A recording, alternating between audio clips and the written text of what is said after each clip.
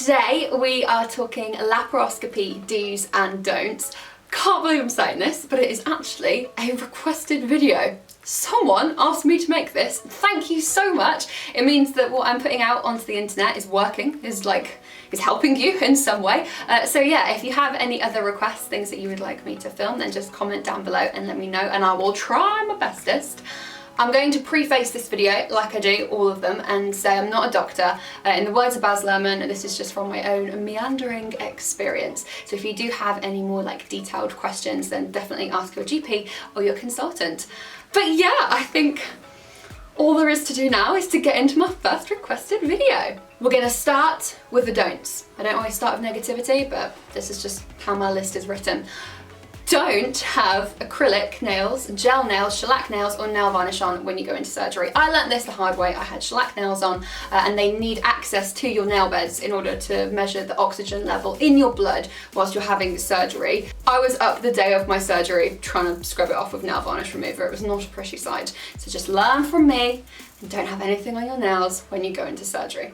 Do pop your hair into French plaits. I can't do this. I have failed as a girl and I have to get my mum to do it for me instead. But it's incredibly useful because when you have surgery afterwards for a couple of days, you will feel groggy and you might not be able to sort of muster up the energy to have a shower, let alone blow dry and style your hair. So if it is just off your face, in braids, however you want to do that, you will be so grateful for having done it beforehand and not having to stress about it when it's like a little greasy mess. I mean, you might not be like me. You might not get greasy hair, you might be incredibly blessed, but if you are like me, and the day after you wash you need a little bit of dry shampoo, if it's in braids, you're not even going to notice. Don't be ambitious with foods. So after surgery, you're going to be asked what you would like to eat. If you do have a choice, please, for the love of all that is good in the world, do not choose something that is hard to chew and incredibly dry. Your mouth is going to be dry. You're not going to want to be gnawing on something tough. You want soup, you want fruit, you want teas. Maybe not tea actually, because milk can be a little bit unsettling, but herbal teas, stuff like that, stuff that's just easy to swallow. Don't have a tuna baguette, which I chose. It was incredibly dry and very difficult to eat, and because I was tired from having been under, I kept falling asleep mid-mouthful, and my mum was there like, Miranda, please, me choking on my tuna baguette like fruit, melon, mango if you're in a fancier hospital, or just soup. It's the way forward. Do give yourself time to heal.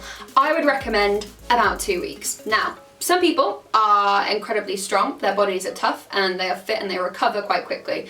I personally took about 2 weeks before I was feeling human again. Actually, I'm going to rephrase that. I took 6 days until I felt human again, and then I took a further 7 days after that until I felt ready to get up and do things. I was very ambitious and I went to Tesco because I just fancied going around the supermarket probably about 8 days after my surgery and ended up feeling incredibly ill, so I would not recommend that. 2 weeks, nice round number. Most people by the 14th day will be feeling ready to kind of get up and seize the day, seize the world. Day. You know what I mean. Off the back of that, don't do any heavy lifting. They will recommend this, okay? They will say don't lift anything heavy, obviously, because you've had surgery on your abdomen and you use this part of your body, your core, when you bend and you lift things. I'm gonna add an extra one and I'm gonna say don't do any form of labour, not the giving birth type. As in, I went to change my bed. I was like, I can manage this, it's easy, just swap the sheets around, it'll be fine. The simple movements of twisting and picking up my duvet and shaking it out, that was too much. It hurt my tummy and I felt poorly for the rest of the day. So don't do that. Also be careful what you watch. I'm quite blessed and I have a hilarious family and my siblings put me in stitches. That is exactly what you don't want when you have literal stitches in your stomach. They went, when you go you get lost in YouTube and they went on one of these, it was like a Vine compilation video. I know people will be like, Vines are rubbish, but some of them are very funny. And we watched those on loop and I laughed too much and it hurt my stomach. In my laparoscopy vlog, a similar thing happens. My family come to stay and I'm laughing and I'm just like, I'm in so much pain.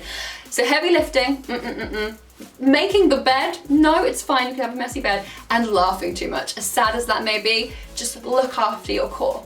Okay, here comes one that's a little bit TMI, but I figured it's best to be honest, and this is the one potentially that I was most regretful of not doing. Use some kind of stool softener. I told you, TMI. When you have surgery on your abdomen, you tend to get a little bit constipated afterwards, and that is just because your body is not wanting to push and strain when you're on the toilet, so you just kind of don't. If I had used a stool softener, I would have saved myself from, you know, some pain further down the road. I'm not going to recommend one specifically. I'm going to say ask your consultant or your GP first. The person who's doing the surgery, actually, probably the best idea to suggest one to you. But please, please, just take one. Just take one. It will make your life so much easier. And that is all I'm going to say on the topic. You can work the rest out for yourself. Side note, if you're using codeine for your pain relief, that will block you up as well. Extra reason to use a stool softener. Yay for stool softeners! On that topic, I was doing left and right for do's and don'ts. I've forgotten which one is which now. Don't let yourself get dehydrated, adds into the whole constipation thing. You're going to be lying in bed on the sofa for a few days. It's going to be really tempting not to get up and go and fill up a glass of water and drink it. Have a bottle by your bedside table, wherever you are. Have the person that's looking after you to keep refilling it and drink that water. The last thing that you need when you have had a laparoscopy is a UTI afterwards. So please stay hydrated. A great form of hydration, peppermint tea, and that is going to be your best friend because it's going to help you relieve the gas pains. When you have a laparoscopy, they will pump gas into your body to be able to sort of see your insides a little bit clearer. I've done a whole thing on this in my video, what to take in my overnight bag for my laparoscopy, which is magically going to appear somewhere here, shall we say? So you can go and watch that for a little bit more information. But yeah, peppermint tea, hydrating, drink that, it's very good.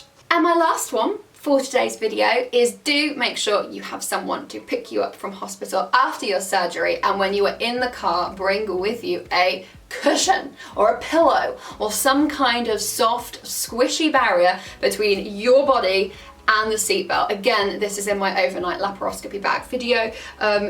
When you're driving and you've got your seatbelt on, imagine your tummy is swollen, you feel bloated, you have little cuts from incisions all over you. The last thing you need is a seatbelt rubbing and chafing on those.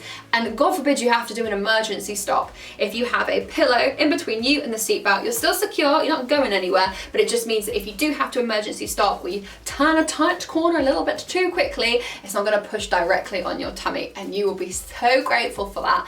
I say as well, make sure someone picks you up. I'm not assuming you will go and get the bus home, but just ensure that that is sorted, because the last thing you need is to come around from your laparoscopy, get discharged, and then think, oh God, I drove her. How do I get home? That would be very silly. So yeah, I think, Hannah's doing a lot of this today, I think we're done. Like I said, if you have any other requests for videos, just let me know. Thank you so much for requesting one. This has made my absolute week. So yeah, for now, I'm gonna say peace, love, and gentle hugs. It sounds like the Macarena. Yeah, anyway, thank you, bye.